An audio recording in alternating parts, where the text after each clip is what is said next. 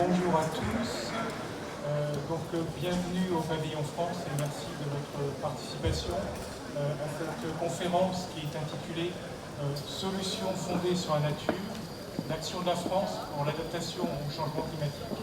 Donc nous sommes au Pavillon France, au Congrès mondial de l'UICN. Donc je m'appelle Éric Brun, je suis secrétaire général d'un petit organisme qui s'appelle l'ONERC, c'est l'Observatoire national sur les effets du changement climatique au sein du ministère de la Transition écologique. Et donc cet organisme a le plaisir de compter parmi ses ressources Sarah Voirin, qui a organisé et va animer cette conférence en partenariat avec Mathilde Loury de l'Office français de la biodiversité. Alors, j'aimerais commencer cette conférence en partageant avec vous quelques éléments sur ce que sont les solutions fondées sur la nature et leur rapport à l'adaptation au changement climatique, et puis parler aussi des politiques publiques qui soutiennent à la fois qui soutiennent le développement de ces approches en France. Voilà, donc cette diapositive qui est assez riche aborde plusieurs points. Le premier, je pense que vous avez tous entendu parler du premier volume du rapport du GIEC qui a été publié tout début du mois d'août et qui était sur les aspects un peu géophysiques du changement climatique et qui faisait quelques constatations. L'une, c'est qu'on a déjà atteint 1,1 degré de réchauffement par rapport à l'ère pré-industrielle. Lorsqu'on moyenne ça sur l'ensemble du globe, c'est un peu plus que ce qui était imaginé. Et surtout, c'est très conforme à ce que les climatologues, à travers le GIEC, ont projeté déjà depuis une trentaine d'années. Compte tenu de la situation actuelle, c'est-à-dire à la fois le réchauffement déjà observé et à la fois la concentration actuelle de gaz à effet de serre, et notamment le gaz carbonique, qui a une durée de vie extrêmement longue dans l'atmosphère, on atteindra 1,5 degré très probablement dès le début des années 2030. C'est-à-dire un peu plus tôt que ce qui était prévu dans les rapports précédents. Et ça, quels que soient les efforts que nous ferons. Et les efforts que nous ferons pour réduire les émissions de gaz carbonique ne seront visibles qu'à partir des années 2040. Et là, c'est nous qui sommes encore maîtres de notre destin, où on peut rester aux alentours encore de 1,5 degré. C'est physiquement encore possible. Ou sinon, si on continue à émettre comme on le fait aujourd'hui, monter jusqu'à des températures de 6 degrés. Alors évidemment, tous ces réchauffements actuels et futurs sont générateurs de très forts impacts sur l'ensemble de la société. Et là, le GIEC publiera en février son volume 2, qui est sur les impacts, et donc on en apprendra évidemment encore beaucoup plus. Mais concernant le monde entier et la France également, vagues de chaleur, sécheresse, inondations, sont de plus en plus fréquentes et intenses, et ça va se poursuivre, quel que soit ce qu'on fait, au moins jusqu'à 2040.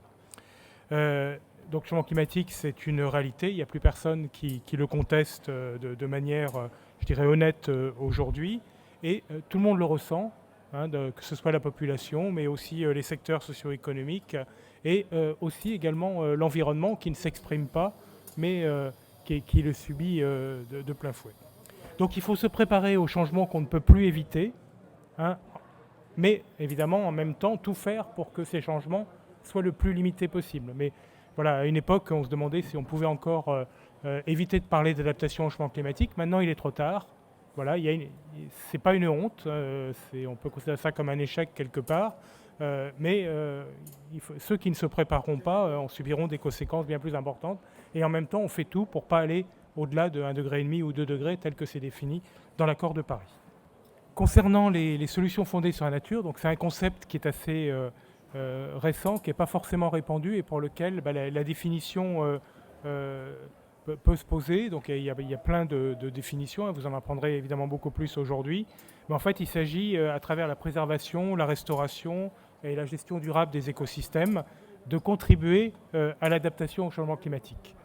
Voilà. Des exemples, la végétalisation dans les villes qui réduit considérablement les îlots de chaleur urbains, la préservation des zones humides qui participent au rafraîchissement local, en général dans les milieux ruraux, mais aussi en ville lorsqu'on dispose de ce type de ressources. Et puis, les zones humides préservées permettent, lors des périodes de sécheresse, de disposer d'un réservoir disponible. Et quand c'est bien fait, en général la nature le fait souvent bien, lorsqu'il y a des inondations, ces zones humides sont aussi des tampons qui absorbent une partie des flots et en tous les cas qui retardent ou qui lissent les crues qui peuvent affecter en aval. Tout ça, ce sont des exemples de solutions fondées sur la nature, hein, et il y en a d'autres. Alors, il y a 2 ans, l'ONERC, sous la coordination de Sarah, avait publié un rapport assez volumineux dans lequel un point est fait en détail sur les connaissances, et vous pourrez consulter sur le pavillon France, hein, je crois, sur des tablettes, ce rapport, ou sinon il est disponible librement sur Internet. Alors, sur les enseignements qu'on peut tirer de ce rapport, c'est qu'il faut continuer à bien comprendre je dirais la dimension un peu socio-économique et donc les capacités, il faut les évaluer des solutions fondées sur la nature, parce qu'il ne suffit pas de dire les solutions fondées sur la nature, ça marche tout le temps, etc.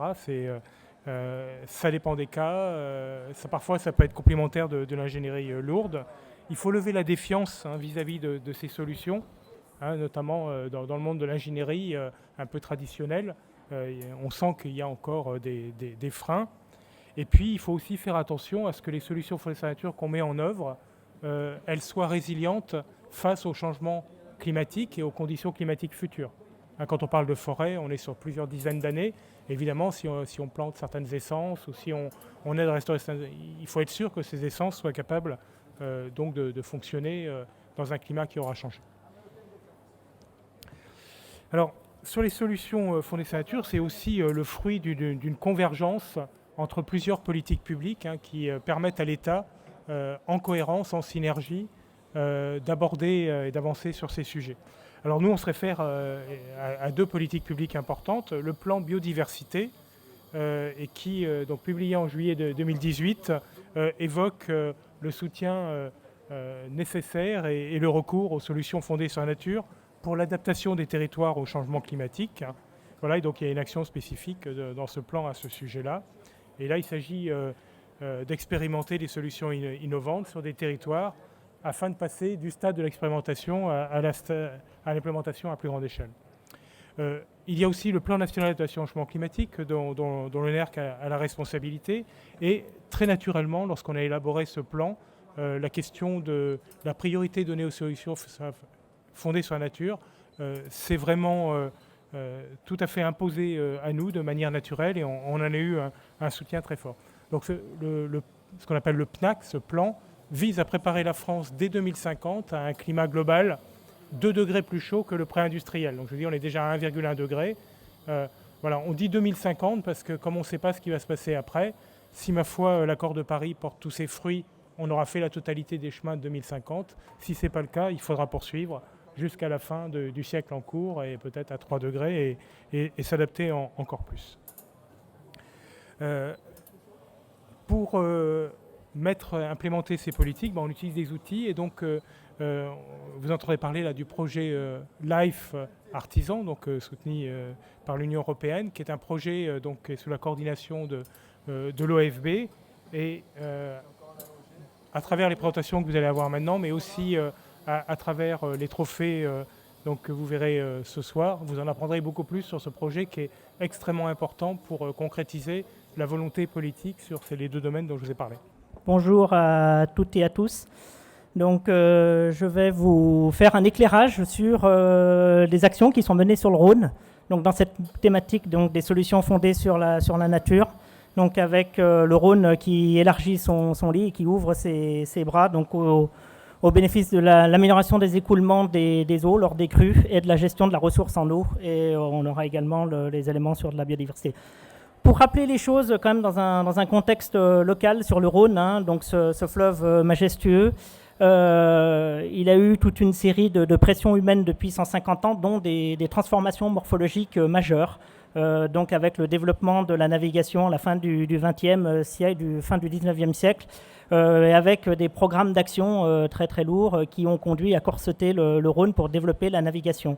S'en est suivi dans une période plus contemporaine, donc les aménagements hydroélectriques avec les missions de production d'énergie, de développement de la navigation également, et puis d'irrigation pour les enjeux agricoles. Donc c'est un Rhône avec une multitude de bras qui est passé avec un Rhône d'un bras assez unique, un chenal principal qui s'est chenalisé. On va le voir par la suite qu'au niveau des interfaces sur le territoire, et avec les nouveaux défis de demain, notamment sur les changements climatiques, avec 3 éléments majeurs. Déjà, d'une part, la diminution de la ressource en eau. Donc, sur le Rhône, dans les études prédictives, on annonce qu'à horizon de 2050 ou 2070, on va avoir une baisse du volume d'eau de l'ordre de 30%. On l'a dit dans l'introduction, l'augmentation de la température, donc ça va interagir sur les réchauffements de l'eau en interface avec tous les usages, que ce soit humains et bien entendu pour la nature. Donc avec des gradients qui sont aujourd'hui effectifs, c'est une réalité de l'amont vers l'aval.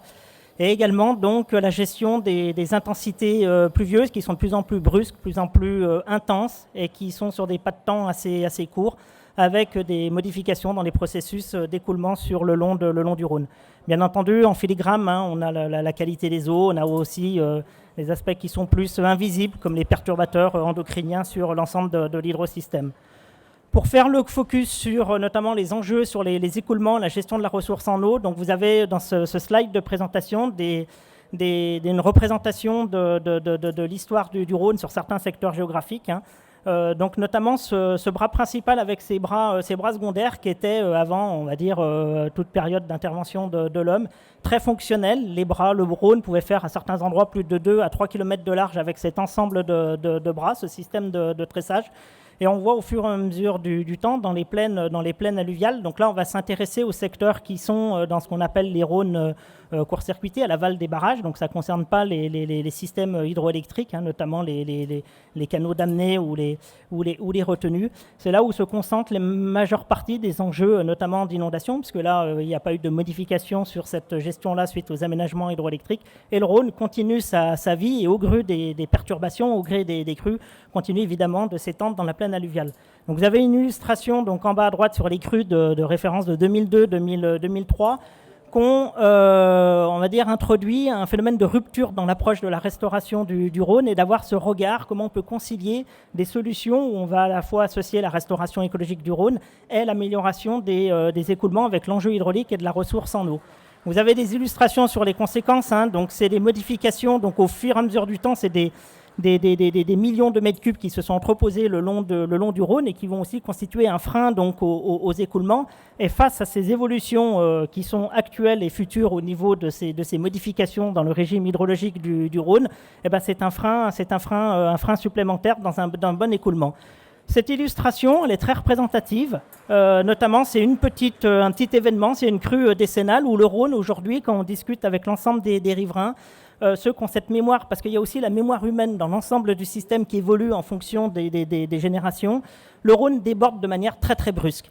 Donc les populations ont l'habitude évidemment de vivre avec un Rhône qui sort de son lit et qui va occuper la plaine alluviale, le fonctionnement classique des fleuves.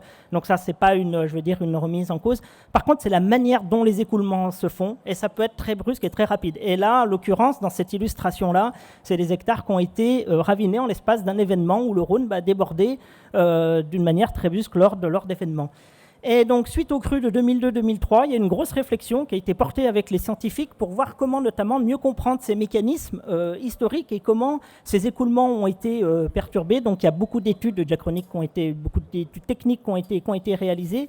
Et notamment, c'est d'avoir d'avoir des solutions qui s'inspirent évidemment des modèles naturels, des solutions donc les plus adaptées possibles, et d'aller tendre vers notamment ce que fait très bien la nature avec les enjeux et les contraintes des territoires, parce qu'il faut être assez lucide dans ces approches-là. Les choses ont évolué au cours des décennies et il faut prendre en compte toutes les contraintes actuelles quand on va mettre en place des solutions fondées sur la nature. Un autre volet par rapport aux écoulements, c'est la ressource en eau. Donc tout ce colmatage qui s'est fait progressivement dans la plaine alluviale, la perte de tous ces bras actifs, altère notamment les recharges de nappes alluviales, parce que ces bras ont un rôle notamment d'alimentation des eaux de surface à la nappe, donc lors des crues et en régime, on va dire, classique. Donc, et également donc, un enjeu de rétablissement de ces recharges de nappes alluviales. et également par rapport aux aspects de température, hein, d'avoir des milieux qui soient aussi courants, où on puisse, entre guillemets, aller tendre vers des rafraîchissements, donc des processus de rafraîchissement des eaux. Donc, dans les solutions qui sont mises en œuvre, donc, ce sont des approches qui sont assez conséquentes. Donc, c'est vraiment d'aller intervenir sur des ouvrages qui n'ont plus lieu d'être. Donc, on est dans des aspects de déconstruction de ces enrochements qui ont été posés il y a 150 ans en arrière pour retrouver des espaces de liberté avec notamment un fonctionnement le plus naturel possible du Rhône, je précise bien, dans les conditions actuelles de ces enjeux de territoire. Donc, deux actions majeures, c'est le démantèlement des ouvrages donc, de l'ingénieur qui les a posés à l'époque, donc qui s'appelait Di Girardon, donc sur plusieurs kilomètres de long, dans les secteurs où il y a des potentialités évidemment pour le faire, où on a aussi des enjeux sur les écoulements. Donc, vous avez des illustrations d'opérations qui ont été réalisées, et notamment sur la photo qui est indiquée péage de Roussillon, on a des faciès suite à élargissement, suite à l'effacement des systèmes d'endiguement qui n'ont plus de rôle donc, actuel, où on retrouve donc, des espaces de liberté où le Rhône peut s'épancher, le Rhône peut prendre latéralement et remobiliser aussi ces masses sédimentaires. Une autre action qui est également majeure dans ces opérations-là, c'est de retrouver ces bras, donc dans ces solutions fondées sur la nature. Donc, c'est de rétablir des fonctionnalités naturelles par la réouverture notamment de ces bras qui se sont envasés, qui se sont sédimentés au cours des décennies. Donc l'énergie du fleuve ne peut aujourd'hui, dans le fonctionnement actuel, être suffisante pour que ces bras se rouvrent d'eux-mêmes, et même si on enlève notamment ces ouvrages qui ont été posés par la main de l'homme et qui ont favorisé la sédimentation. Donc ça s'accompagne d'actions où il faut aller impulser et donner notamment donc c'est déjà des bras qui fonctionnent en eau, qui sont en eau courante, qui rentrent dans la plaine alluviale, qui vont permettre notamment la recharge des nappes alluviales, et on va également gagner en termes de capacité d'écoulement. Mais un des éléments majeurs dans ces rétablissements de cette fonctionnalité des bras, c'est de retrouver des processus naturels d'inondation. Donc c'est de limiter ces débordements qui sont brusques et d'avoir une inondation, de retrouver dans les champs d'expansion de la plaine alluviale un fonctionnement le plus naturel possible où les eaux vont se connecter, notamment lors des événements, lors des crues, vont se connecter à la plaine alluviale par le rétablissement de cette fonctionnalité des bras. Donc l'eau va remonter progressivement, avec des débordements brusques qui sont atténués. Donc ça, c'est dans le cadre de ces projets-là. Donc c'est une des fonctionnalités de ces solutions qui sont fondées sur la nature. Mais bien entendu, comme on l'a dit donc en introduction, dans les bénéfices au travers de mettre en place des solutions qui vont répondre à des problématiques d'amélioration, pour l'amélioration des écoulements, la gestion des crues, c'est évidemment aussi un des premiers bénéficiaires, c'est la biodiversité. Parce que là, on rétablit sur la base de ces solutions de fonctionnement naturel d'un fleuve et d'une rivière, des bénéfices qui sont très importants pour la biodiversité. On va retrouver des habitats qui sont pionniers dans ces systèmes, dans ces hydrosystèmes qui étaient figés, et de retrouver notamment ces fonctions naturelles avec ces reprises de sédiments, avec ces processus d'érosion, et ça bénéficie du milieu aquatique jusqu'au milieu semi-humide, au milieu terrestre, aux forêts alluviales. De pouvoir ramener de l'eau, entre guillemets, dans les bordures du Rhône, dans ce qu'on appelle les marges alluviales, ça permet aussi aux forêts d'améliorer leurs conditions de pérennité. Il a été dit aussi en introduction, très important, quand on met en place des solutions fondées sur la nature, c'est complexe, il faut se mettre aussi en perspective de l'évolution future et de prendre en compte autant se faire que peu, parce que on est vite confronté à des questionnements aussi techniques et scientifiques où il nous manque des fois des éléments de réponse, d'anticiper. C'est-à-dire qu'une action qu'on fait aujourd'hui, il faut se mettre en perspective de 10, 20, 30, 40, 50 ans dans cette projection-là. C'est très compliqué, c'est très délicat. Donc pour finir, je vous remercie de votre attention. Je voudrais terminer par un mot, c'est que dans ces solutions d'adaptation fondées sur la nature, c'est du collectif. Donc on travaille sur les territoires, avec tous les acteurs, que ce soit des acteurs techniques, des gestionnaires. Donc là, nous, on a un partenaire de référence à la CNR. Donc ces projets sont portés par la CNR sur l'ensemble du Rhône. Là, dans le slide précédent, donc on a plus de 77 bras qui ont été restaurés. C'est un travail de territoire et également avec les usagers, avec les riverains. Donc il y a un aspect aussi de sociologie qui est très important, qu'il faut mettre aussi au cœur de la conception, au cœur des solutions qui sont mises en œuvre par les différents acteurs, par les différents ingénieurs. Donc c'est un travail qui se fait sur les territoires et qui demande de la concertation, beaucoup d'explications et de se mettre en perspective sur ces solutions fondées sur la nature pour le bénéfice des territoires. Voilà, j'en ai terminé. Merci de votre attention.